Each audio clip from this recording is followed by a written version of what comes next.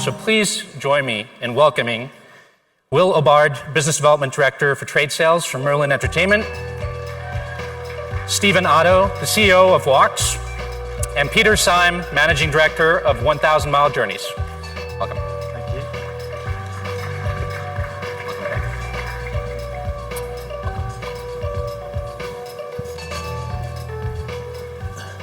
So like I said, already some strong thoughts on OTAs. One topic that we really haven't talked about yet, but we're going to hear about in the next general session, is this concept of Get Your Guide starting their own branded tours. So this is a move that some have said might be a real threat to suppliers, where an OTA is basically just assuming the whole brand. So Will, I'd like to get your thoughts. How does Merlin look at something like that? Yeah, it's an interesting one, isn't it? So I don't think it's that unusual actually for suppliers to own their own attractions. So we've seen it in lots of our trade clients outside of OTAs. Some of the bus companies operate attractions, will sell our tickets. Certainly in Europe, we've got examples of trade clients who own attractions as well as sell our own attractions. So it's just more example of consolidation and integration in the market. Peter, as a operator with, I believe, 4 locations, yeah. What's your view on? I don't particularly see it as a threat, but it all comes down to the scale.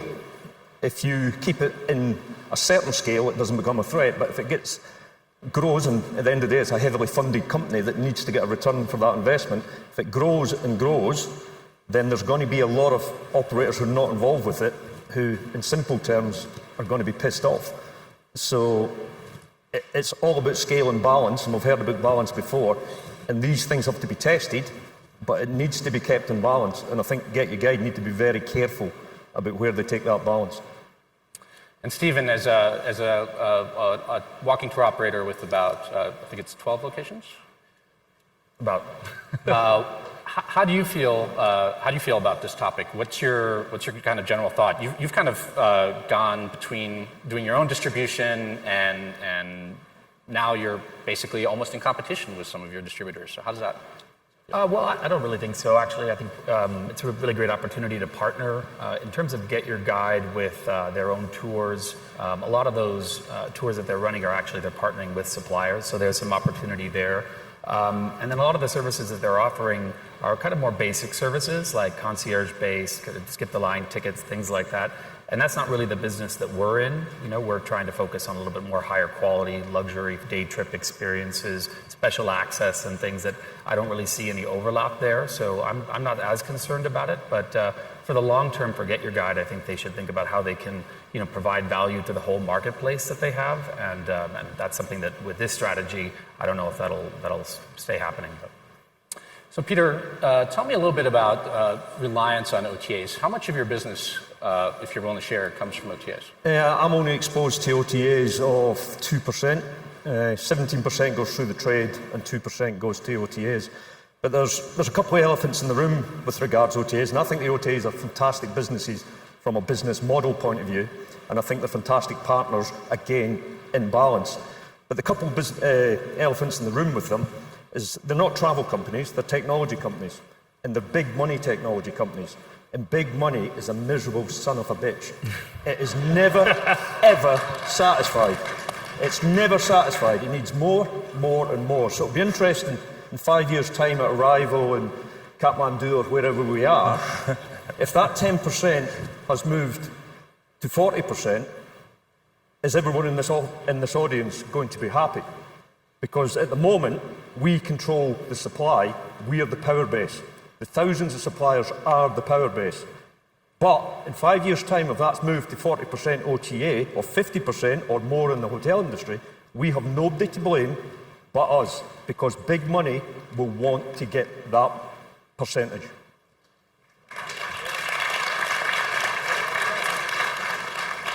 Will, as a much bigger kind of attraction-based company, is your reliance on OTA similar? Are you? Tell me a little bit more. I mean, OTAs are obviously a very important part of Merlin's business. We have very strong relationships with them.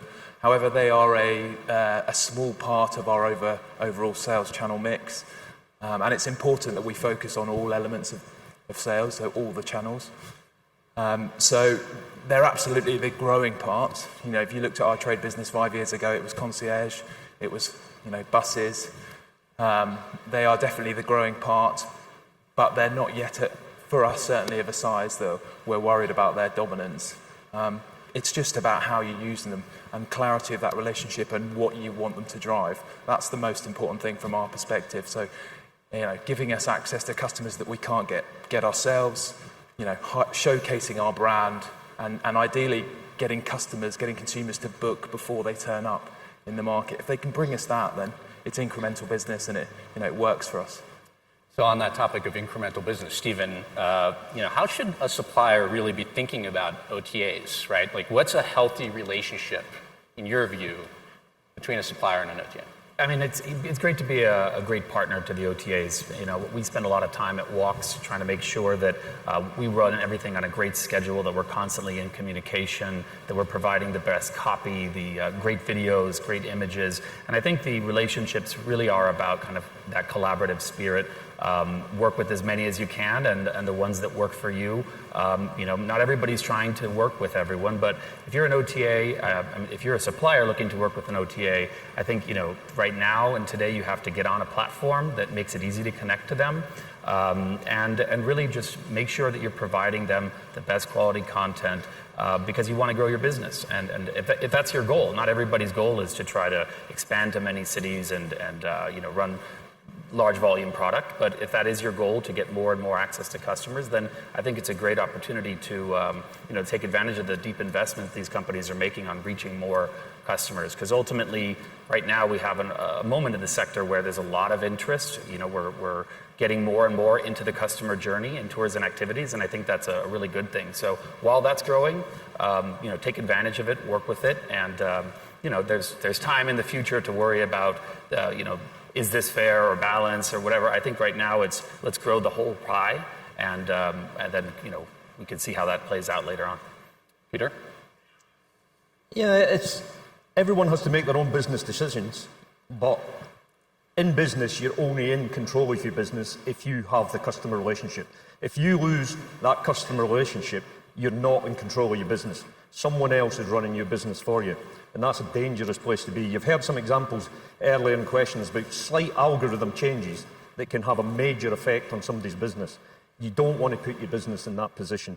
But there is a balance, and each individual business has to find where that balance is. Also, in this world of moving rapidly into personalisation, the current OTA model doesn't really work with personalisation. It's a bit like going to Amazon shopping. It's listed itineraries, they're not personalised to the client, whereas as an operator you can really personalise down and bespoke to the client. So I'm sure the OTAs are working on that and how they're going to better manage that personalisation for the individual client, because that is where the trends are going. So how do you feel, what would be like an essential component of personalization in your view? What could OTAs provide you to better offer your tours and vice versa? Personalisation is things when you're operating in an activity business or tour business, there's so many moving parts impacted by so many other moving parts. Whether in this closed loop that's been discussed, which we fully understand why, and if I was in that position I'd be in a closed loop as well, stops the service being given to the customer because weather impacts on things. The operators' suppliers, because we all have multiple suppliers who are not all hooked in electronically as well, impact on the operations of things. So we're tailoring that personal experience to the best possible service we can with the client, and at the moment the API connections into OTAs do not allow for any of that changing or personalisation. And these closed loop environments where they're saying go on and do the communication in there, well, if I'm hooked into 25 OTAs, have I got to go into 25 different systems to update everybody? Because I haven't got the resources to do that. I want to go in one system and my customer gets the perfect service. So the technology aspect is definitely one challenge for currently interacting with OTAs. What would you say, Will, some of the other challenges, top challenges you would have with working with OTAs today? Technology is definitely one. So we're focusing now on API connectivity. I think again, why do we use trade? We use trade or OTAs to drive customers that we can't get ourselves, to bring volume when we've got capacity. Without that technology, our OTA customers are coming at the same time as the customers we've bought ourselves. So, if we can link in to give live inventory and change pricing accordingly, that will make a real difference to our business. And I think we've touched upon it. Content. It's just, we want our brand to be showcased in the best way. The right images, the right copy. Some of the typos, some of the images from 10 years ago really lets our brands down. And as more and more consumers are using the online travel agents, it's absolutely vital that we are showcasing our brand correctly. And it gives legitimacy to their sites as well as our own. So, Stephen, you've got a bunch of very dynamic tours, some very interesting walking tour products around the world. How do you think about what Will just talked about in terms of, getting the best possible descriptions, images, and whatever content, multimedia out there today? Is that still a challenge when you're working through the channel? Yeah, I think there's still work to be done from both sides of the spectrum. For producing quality content is really important, but then having an ability to showcase that in a rich way, whether it's on an OTA or to travel agents or in a brochure or at a trade show, on your own site. And I think that's something that we really focus on and are really careful about. We invest a lot in video, and I think that there could be a lot more done with video across the sector. And I think that there could be more done on the OTA side to provide a richer, more dynamic descriptions of products to really showcase some of the great things that various suppliers offer. And if you look at the changes at TripAdvisor recently, making it a more social place, there may be some opportunity coming to showcase what makes your brand special, what is your unique selling point. And I think that'll be important as Peter said, personalization is becoming a major factor here. So everybody doesn't want to look the same. It's important to differentiate yourself that way. So, Peter, on the topic of technology, we've already talked about some of the technology acquisitions by both Viator, Booking, and of FareHarbor by Booking. So, how do you feel that changes the landscape in terms of our sector? These companies, like you said they were technology companies to begin with, but now they're, for lack of a better word, they're doubly technology companies. So, how do you think about that and that entry into the market? I think for the other, I call them plumbing companies, for the companies that give us the plumbing to connect to the world. I think for the ones that haven't been acquired, they have serious strategic issues, and I feel a bit sorry for them, because I know a lot of them, and they've put 10 years worth of effort in there, more, and they have serious strategic decisions to make now. And part of the conversation earlier, where it was emphasised that Booking may be preferred on TripAdvisor, that's a big statement, and a lot of people are going to have to make decisions on that. And these technology companies are absolutely critical to us, the suppliers. We need these technology companies, but we really like them being independent. Really, really like them being independent.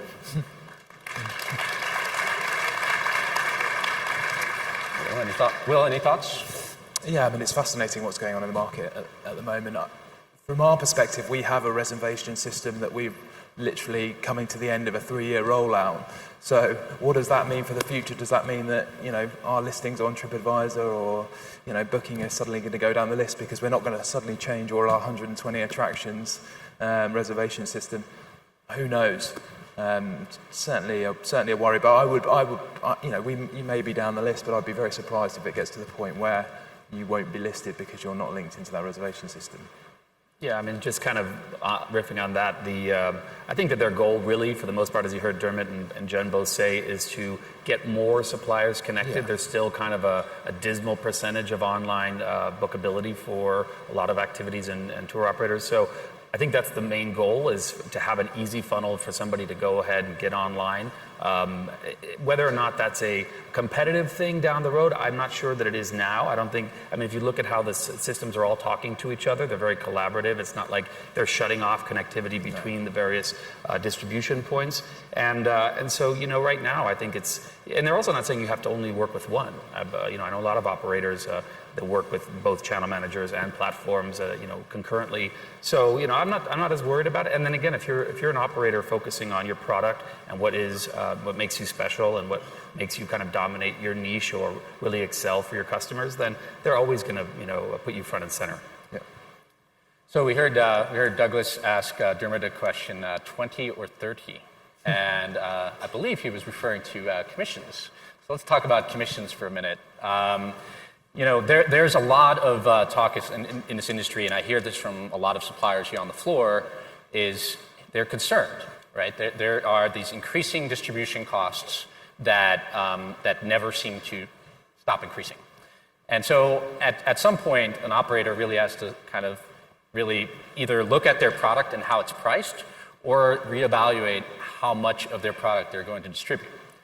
So what about the current trend? Where do you think it's going to end? Where do you think we're going to end up? Is it just going to be, follow the hotel industry where, some hotels are getting more than 50% of their business from OTAs and they've got the handcuffs on? Well, with greatest respect to Douglas, it's not 20 or 30%, because that's 20 or 30% of revenue. And we, the supplier base, need to stop thinking about revenue. You need to think about profit. So most of the suppliers in here who are day operators will be selling product at $40 to $100. And 20, 30% of that is going to the OTA. But what is that as gross profit? I understand numbers, and for a lot of the operators in here, that's over 50% of their gross profits going to the OTA. Now, any business in here who's happy with 50% of their gross profit going to an OTA really wants to look at the business model.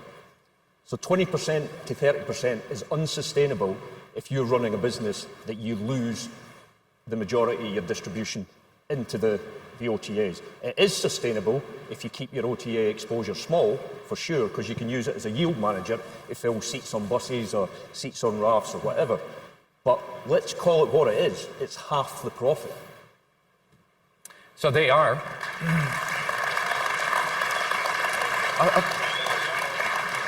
I think that is the case if they're taking your customers that you would have got yourself. I think if they're, as you say, bringing additional customers, that's 20 to 30% of revenue you wouldn't have got anyhow. So I'm not defending that number, by the way, but I'm saying if you use them in the right way and you use them to fill the space that was otherwise empty, you could say that that's upside. The challenge that we have is, when they start to take customers that we would have been able to get ourselves, and that's what we need to avoid. All right, and with that, we're going to close it out. Thank you very much, Peter Syme, Will Obbard, and Stephen Oddo. Thank you very much. Thank you. Thanks, guys.